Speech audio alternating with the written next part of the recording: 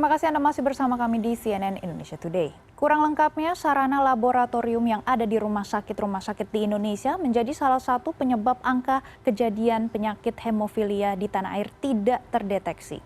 Saat ini jumlah pengidap hemofilia diperkirakan mencapai 27.000 orang, tapi yang terlapor hanya 10% dari jumlah tersebut.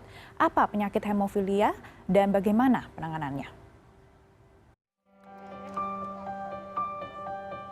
Sejak berusia 6 bulan, putra Anastasia mengalami perdarahan dan bengkak di daerah lutut tanpa sebab. Anastasia bingung karena ia selalu memantau aktivitas sang anak dan memastikan buah hatinya tidak terjatuh atau terbentur benda keras. Hal ini terjadi lagi ketika anaknya memasuki usia 9 bulan. Anastasia pun segera membawanya ke dokter anak subspesialis hemato-onkologi di Rumah Sakit Cipto Mangunkusumo, Jakarta Pusat. Dari situ bulan November baru saya berani cek. Waktu itu pandemi, beberapa bulan kami tidak keluar rumah. Ya, akhirnya pada bulan ke-15 itu kami baru berani keluar dan ambil darah, dan hasilnya memang ternyata dia faktor 8-nya kurang dari 1%, di mana itu masuk hemofilia berat begitu. Kini usia putranya sudah hampir 3 tahun, tepatnya 32 bulan. Anastasia sudah lebih memahami penyakit yang diderita sang anak. Sebulan sekali ia harus membawa putranya kontrol ke dokter untuk mendapatkan pengobatan, yaitu terapi profilaksis atau suntikan yang berisi faktor 8 dari plasma darah. Tujuannya untuk mengganti kekurangan faktor pembekuan darah yang berkurang jumlahnya akibat hemofilia. Anastasia juga mengaku dirinya ternyata adalah genetik karier atau pembawa faktor genetik hemofilia yang diwariskan almarhum ayahnya yang meninggal karena hemofilia. Untuk saya, iya memang ada. Jadi saya pembawa atau carrier genetik hemofilia dari keluarga ayah saya. Jadi diturunkan dari nenek ke ayah saya, ke bapak saya, terus ke saya, ke anak laki-laki saya. Jadi saya tidak kena hemofilia, tapi saya hanya sebagai carrier saja, pembawa genetik, begitu. Hemofilia adalah kelainan darah yang diturunkan secara genetika yang disebabkan adanya kekurangan faktor pembekuan darah yang dikenal dengan hemofilia A, di mana terjadi kekurangan faktor 8, dan hemofilia B, di mana terjadi kekurangan faktor 9. Karena kondisi inilah, sehingga apabila terjadi perdarahan, biasanya akan sulit dihentikan. 70% kasus hemofilia diwariskan dari ibu kandung sebagai pembawa sifat kepada anak laki-lakinya.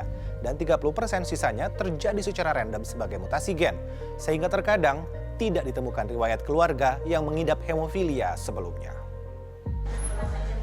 Dokter anak subspesialis hemato-onkologi Rumah Sakit Universitas Indonesia, Ludi Diani mengatakan, gejala umum hemofilia pada pengidapnya adalah mudah muncul memar kebiruan tanpa penyebab jelas, terutama pada masa bayi dan balita. Hal ini dapat diketahui saat anak sedang belajar merangkak dan berjalan. Ketika anak hendak diimunisasi juga dapat terlihat bengkak dan nyeri pada sendi. Untuk anak yang sudah lebih besar, gejala hemofilia dapat terlihat saat mereka akan melakukan pencabutan gigi atau saat dihitan. Tindakan seperti ini dapat menyebabkan perdarahan berlangsung cukup lama dan sulit untuk berhenti pada pengidap hemofilia. Jadi kalau misalnya ada lebam-lebam, mudah muncul kebiruan, terus kalau misalnya ada ada tindakan atau ada operasi, itu perdarahannya lama berhenti, atau ada luka gitu, misalnya dia terluka, tapi lukanya itu awalnya langsung berhenti, tapi abis itu nggak berhenti lagi gitu, Mas. Itu yang khas pada hemofili, bahwa setelah berhenti kan mestinya kalau perdarahan itu kan dia berhenti dan udah nggak berdarah lagi. Nah ini setelah berhenti malah dia rembes, darahnya keluar terus, dan ini lama berhentinya atau nggak berhenti. Nah ini mungkin gejala, kita harus perhatikan apa jangan-jangan ini adalah hemofili. Metode diagnosis untuk menentukan seseorang hemofilia atau tidak adalah dengan melakukan pemeriksaan darah di laboratorium untuk mengetahui faktor kekurangan pembekuan darah, baik faktor 8 dan faktor 9.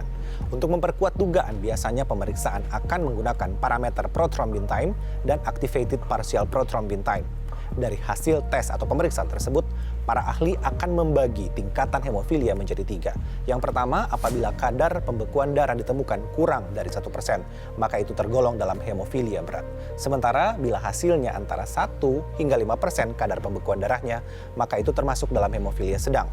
dan misalnya hasilnya ditemukan antara 5-40% kadar pembekuan darah, maka hemofilia tersebut tergolong ringan. Agar pengidap hemofilia dapat melakukan kegiatan sebagaimana mestinya, standar pengobatan yang dilakukan adalah dengan memberikan suntikan faktor pembekuan darah yang diambil dari plasma pendonor. Menurut Ketua Himpunan Masyarakat Hemofilia Indonesia, Profesor Jayadiman Gatot, terapi ini sudah ditanggung oleh BPJS Kesehatan. Dokter ahli hemato-onkologi RSCM ini juga menganjurkan pasien yang mampu secara finansial untuk menggunakan terapi profilaksis atau pencegahan sebelum penderita mengalami perdarahan. Namun suntikan profilaksis ini belum ditanggung oleh BPJS, mengingat harganya cukup mahal. Satu vial plasma yang akan disuntikan bernilai 3 juta rupiah. Profilaksis itu sebenarnya kan pencegahan, ya. Nah, kita mengharapkan kalau bisa semua penyandang hemofilia itu jangan mengalami perdarahan. Apalagi kalau perdarahan di lutut dan sebagainya. Oleh karena itu, kita usahakan, kita upayakan. Di luar negeri sudah sih mengupayakan apa yang disebut profilaksis. Jadi profilaksis itu memberikan dengan dosis yang rendah, tidak terlalu tinggi, tetapi rutin. Misalnya seminggu 2 kali atau 3 kali. Angka kejadian hemofilia di Indonesia saat ini diperkirakan sekitar 27.000 orang. Tetapi yang terdeteksi lewat pemeriksaan darah di laboratorium yang ada pada Rumah Sakit Umum Provinsi hanya sekitar 10% saja atau sekitar 2.700 kasus. Pelaporan untuk mendeteksi kasus ini menjadi kendala karena belum semua rumah sakit di Indonesia memiliki lab darah yang dapat memeriksa hemofilia. Pengidap hemofilia dapat beraktivitas layaknya orang normal dengan menggunakan terapi profilaksis atau pencegahan yang dianjurkan oleh dokter hemato-onkologi sebelum terjadi perdarahan dengan menggunakan suntikan plasma yang dilakukan oleh dokter ataupun juga petugas kesehatan yang berwenang. Arman Helmi, Galuh Prestisa, Jakarta.